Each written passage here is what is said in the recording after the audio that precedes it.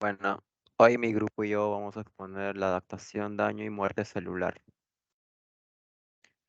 Integrantes: Solís Cava Leticia, Quintela Cuellar Diana, Peñaranda Arce Selena y mi persona González Olmos Johnny. Vamos a empezar con la adaptación celular. Las células se adaptan a los cambios en el ambiente interno, igual que el organismo total se adapta a cambios en el ambiente externo. Las células se adaptan mediante cambios en su tamaño, número y tipo. Estos cambios que ocurren uno por uno o en combinación en ocasiones conducen a atrofia, hiperplasia, metaplasia y displasia. La atrofia. Esta es cuando confrontan una disminución de las demandas de trabajo o condiciones ambientales adversas. La mayoría de las células es capaz de revertirse a un tamaño menor y a un nivel de funcionamiento más bajo y más eficiente que es compatible con la supervivencia. Las células atrofiadas reducen su consumo de oxígeno y otras funciones celulares mediante la disminución del número y tamaño de sus organelos y otras estructuras. Tienen menos mitocondrias, miofilamentos y estructuras del retículo endoplásmico.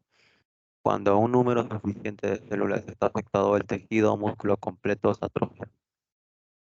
Las causas generales de la atrofia se agrupan en categorías en desuso, denervación, pérdida de la estimulación endocrina, nutrición inadecuada, isquemia o disminución del flujo sanguíneo. La hipertrofia, esta representa un aumento en el tamaño de la célula, por tanto, un aumento en la cantidad de masa de tejido funcional es el resultado de un aumento en la carga de trabajo impuesta sobre el órgano o la parte del cuerpo y se observa con frecuencia en los tejidos musculares cardíaco y esquelético. Conforme se hipertrofian las células musculares, se sintetizan filamentos adicionales de actina y miosina, enzimas celulares y trifosfato de adenosina. Eh, los signos iniciales de la hipertrofia parecen ser complejos y están relacionados con la disminución de ATP, fuerzas mecánicas como estiramiento de las fibras musculares, activación de los productos de degradación celulares y factores hormonales. En el caso del corazón, los signos iniciales se dividen en dos categorías amplias: mecanismos biome- biomecánicos y sensibles al estiramiento, mecanismos neuromorales que se relacionan con la liberación de hormonas, factores de crecimiento, citocinas y quimiosinas. Aquí podemos ver un corazón normal y una cardiomiopatía hipertrófica.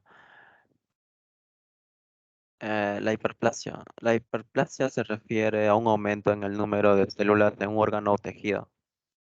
Ocurre en los tejidos con células que son capaces de división mitótica, como la epidermis, el epitelio intestinal y el tejido glandular.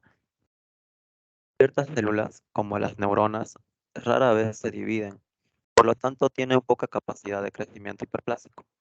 Existen dos tipos de hiperplasia fisiológica: la hormonal y la compensadora.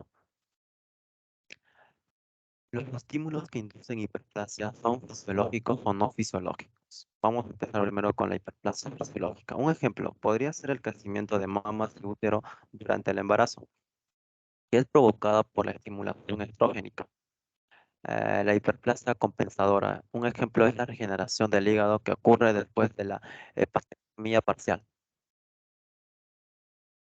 La hiperplasia es también una respuesta importante del tejido conectivo en la cicatrización de heridas, durante la cual la proliferación de fibroblastos y vasos sanguíneos contribuye a la reparación de la herida. Aunque la hipertrofia y la hiperplasia son dos procesos distintos, en ocasiones ocurren juntos y a menudo los desencadena el mismo mecanismo. Aquí podemos ver una hipertrofia por hiperplasia, como ser tejido normal, hipertrofia, hiperplasia.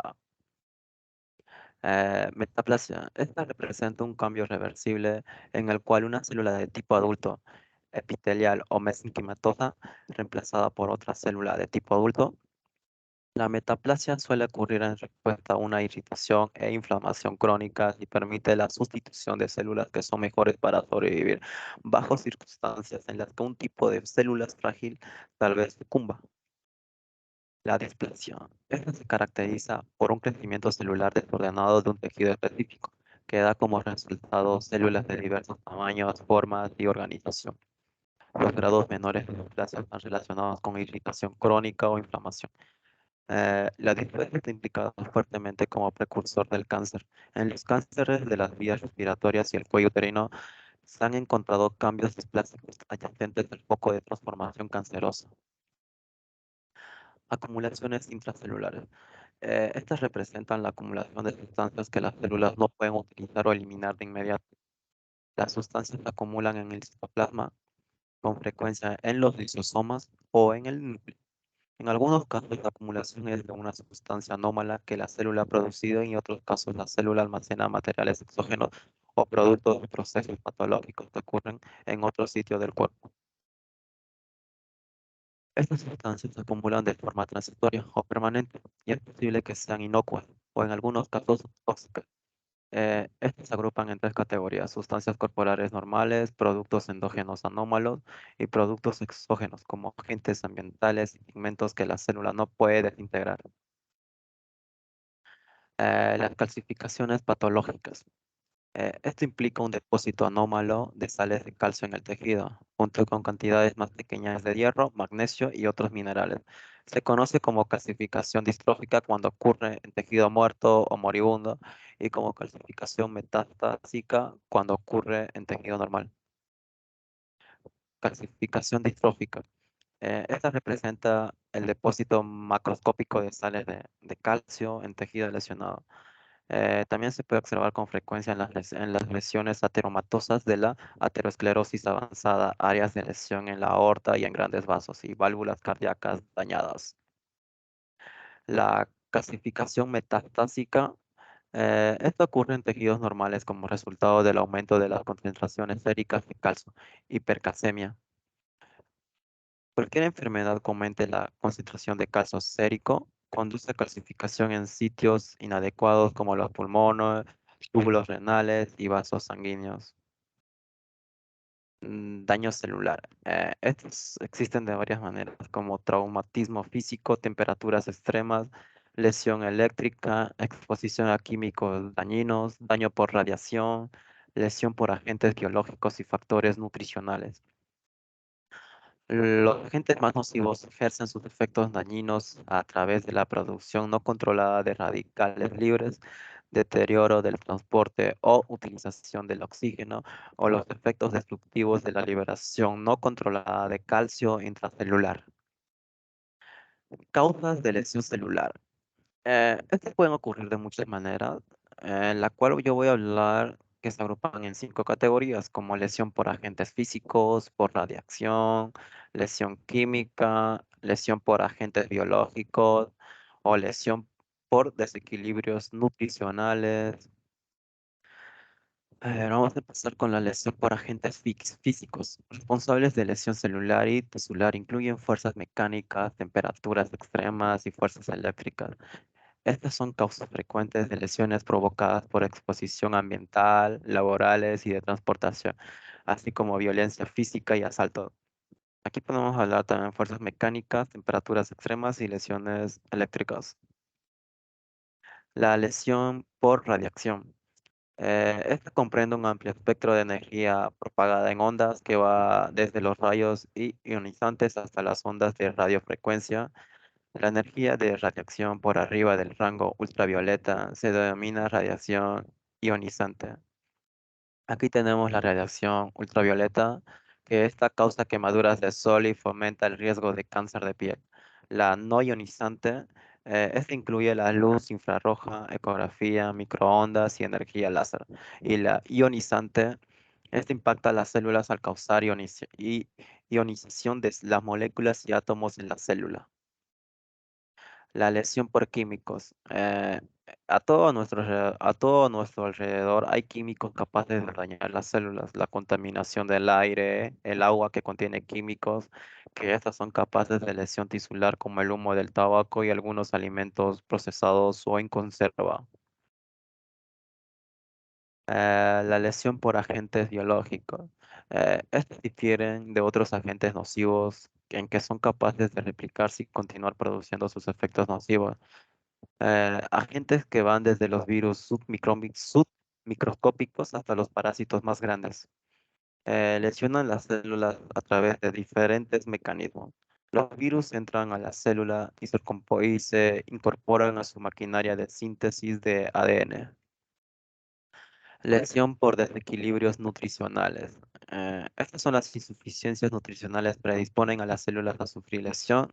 Se piensa que obesidad y las dietas con alto contenido de grasas saturadas predisponen a las personas la aterosclerosis. El cuerpo requiere de más de 60 sustancias orgánicas e inorgánicas en cantidades que van desde microgramos hasta gramos. Los mecanismos de daño celular.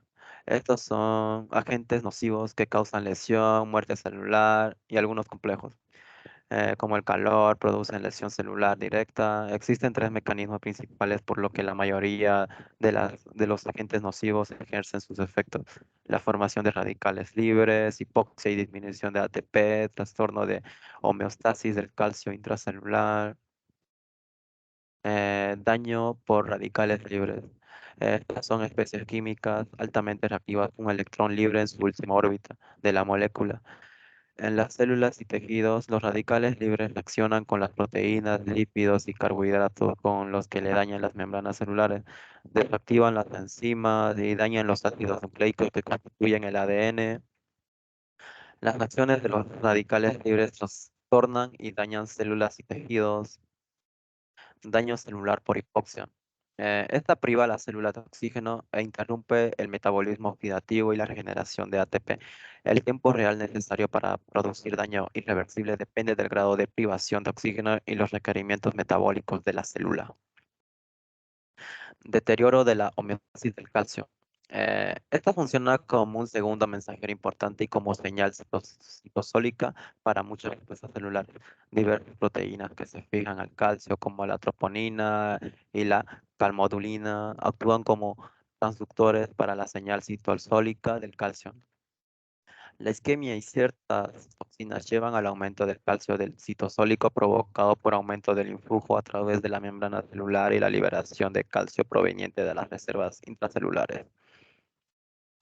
El aumento de la concentración de calcio activa de manera inadecuada a varias de las enzimas con efectos potencialmente dañinos, daño celular reversible y muerte celular. Estos son mecanismos en ocasiones que producen daño celular submortal irreversible o llevan a la lesión irreversible con destrucción o muerte celular.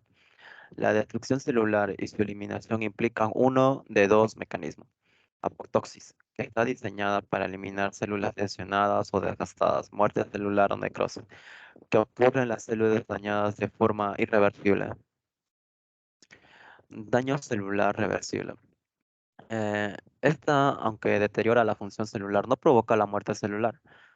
A través del microscopio se observan dos patrones de selección celular reversible, la tumefacción de células y el cambio graso. Los cambios grasos están vinculados con acumulación intracelular de grasa. La muerte celular programada. En la mayoría de las células normales no tumorales, el número de células en los tejidos está regulado mediante un equilibrio entre la proliferación celular y la muerte celular. La muerte celular ocurre mediante necrosis o una forma de muerte celular programada denominada apoptosis. La apoptosis es un proceso altamente selectivo que elimina las células lesionadas y envejecidas, con lo que se controla la regeneración celular. La necrosis. La necrosis se refiere a la muerte celular en un órgano o tejido que sigue siendo parte de un organismo viviente. La necrosis se diferencia de la apoptosis que causa pérdida de la integridad de la membrana celular y desdoblamiento enzimático de parte de células y desencadena el proceso inflamatorio. La célula en ocasiones sufre licuefacción, es decir, necrosis por licuefacción. Otras veces se transforma en una masa dura de color gris, es decir, necrosis por coagulación. O es posible que se convierta en un material gaseoso mediante la infiltración de sustancias semejantes a grasas, es decir, necrosis gaseosa. Gracias.